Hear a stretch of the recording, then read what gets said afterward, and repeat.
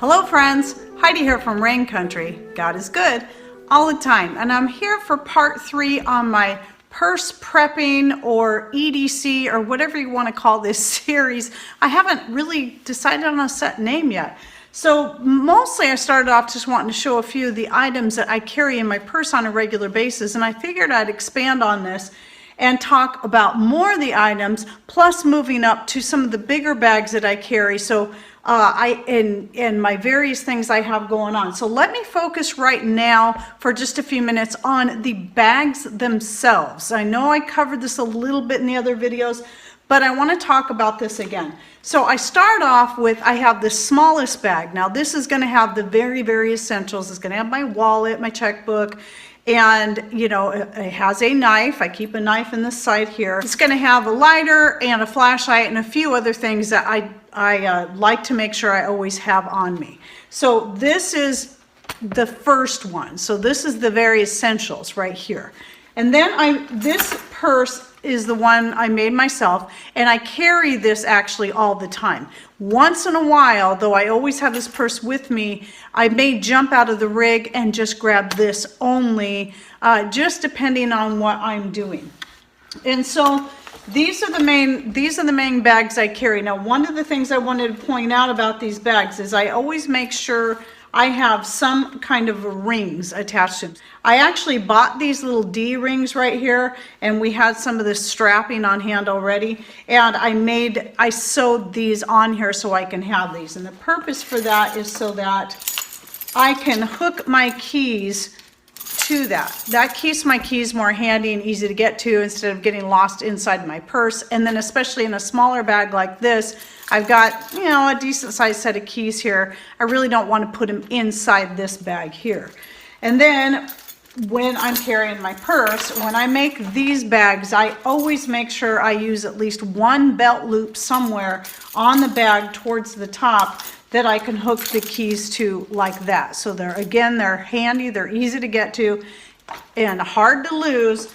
You can't, you know, they're not going to get lost inside the purse. So that to me is really important to have that. And then of course the same applies to this. When I picked out this bag, because this I have and can be carried as a purse, a much bigger purse, which is actually just a Sling Pack. And I don't think you can find this particular one on Amazon. I actually bought it on Amazon years ago. But there's all kinds of nice sling packs on there, and I can put a link to a search if you're interested in a sling pack. And how a sling pack works, it looks like that. Instead of like a regular backpack, you just throw it over your shoulder like that. So you just have the one strap. And you know, and you can even wear it crossbody if you want. It's adjustable, and so you can make it as long as you need to do. So when I'm looking for bags that I'm going to purchase, just like the ones I make, I have pockets all over the outside and the inside of this purse here. And same thing with this small one here. It is loaded, even as little as this thing is, it's loaded with pockets. It's got a, you know, it's got the main pouch here. Inside there is a zipper pocket. There's a zipper pocket here. There's a zipper pocket here as well. And then it's got the one little pocket on the side where I keep that little Humvee knife that I talked about in the previous video. So same thing here. I've got a pocket here. It's currently not being used. It used to be my cell phone pocket, but it's not anymore. So I'll be finding a new use for that. I've got a pocket right here, and I'll talk eventually about what's in there. I've got a big pocket right here. I've got the main pocket here, or the main pouch, the center section. It's got this little front pocket here, and another pocket here, plus a little slash pocket with Velcro closure right here. So lots of ways that I can keep my stuff organized and sorted out, because it's really important to me. I love lots and lots of pockets instead of just one big open thing that I have to, you know, find stuff in. But even if it's like this, I didn't put dividers in it. So I have, this is how these things come in handy, bags like this that I make or buy that I can put in there to keep things sorted out. So with that in mind, let me talk a little bit more about this. Now I showed this and what's in here in the last video. Now this This can be used as a wet bag because it's made out of waterproof fabric, but I also have this little wet bag here. Now, initially I made these for when I was still having a monthly cycle, and because of that, inside here is a homemade feminine napkin that I keep in there. Now, even though I don't have monthly cycles and haven't in a couple years, I still keep this with me. And that is because you never know when something like this could come in handy, because just like with the throwaway kind, you can find uses for those for wound care. And so that's a good reason why this is a good idea to keep at least one of these on hand. And then I also keep a pile of some flannel. I just use some of my excess flannel pieces from skirt and apron making, and then cut them into squares. I'll show you here. And I keep these in my purse, so they're about that. So you see how big they are. Now these can have so many uses. This can be used as a tissue if you don't have any tissue on hand. It can be used as emergency toilet paper. Don't forget, you have a wet bag you can put it in if you need to. It can also be used for wound care. So having some kind of rags on hand, or even just you're in the rig and you realize your windshield on the inside is really dirty, you can grab one of these out and you can clean it off. So I like to keep these on hand. So these will go in here with the feminine napkin that's in there. And so just one of the many things I can keep on hand.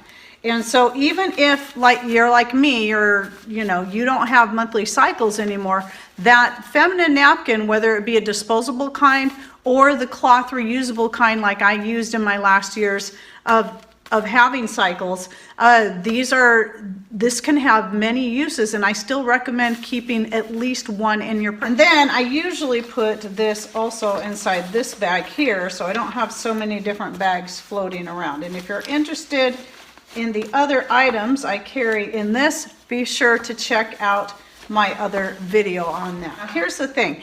If I'm in a situation where I feel like I need a little bit more, something more substantial, I can simply take this wallet, is what I use this as, even though it's a fanny pack, but it's got my checkbook and stuff in there, and I can set this.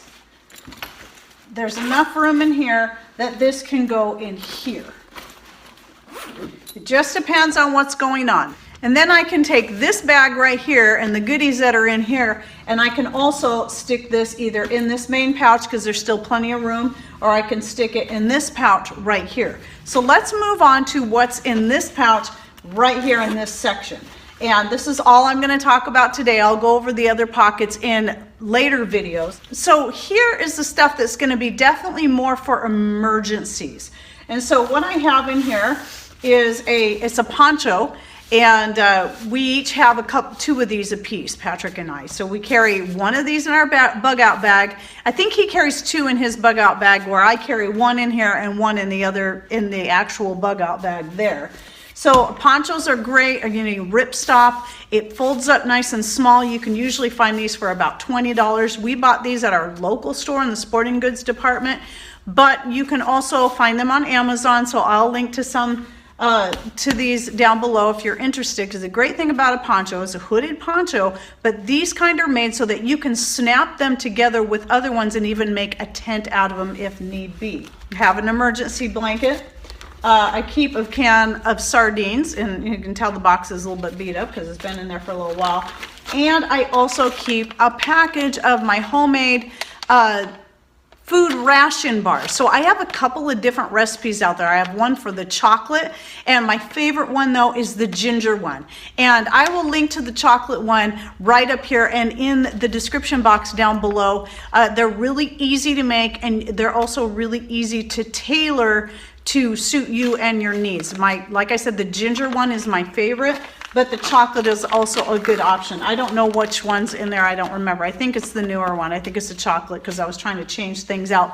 But I had kept the ginger ones in here for 2 years and pulled them out before I did the chocolate one, and ate one, and it was still as good as when it went in, and even though it sat in there that long. So it's made out of things, it's all natural, but it's also made in such a way that it's going to have a longer shelf life or car life or whatever, and also being in the Mylar bags is going to be very helpful. So just some emergency food rations there if needed.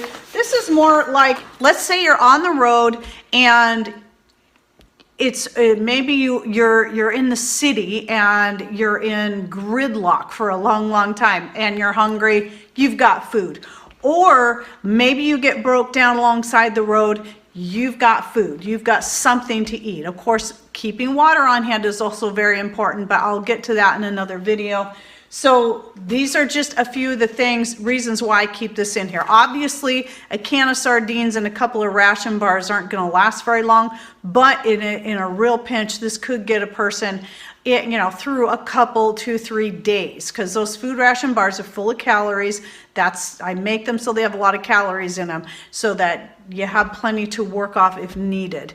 So those are a couple items I keep in this. And yes, I used to carry this all the time as a purse, but I decided it was just a bit too much, especially when I'm just running into our local grocery store. I just didn't see the purpose of that. So I like to just keep this in the rig and then carry this purse instead everywhere I go, and the one that's like it. So I switch them off. Like I said in the other video, I switch them off every 6 months.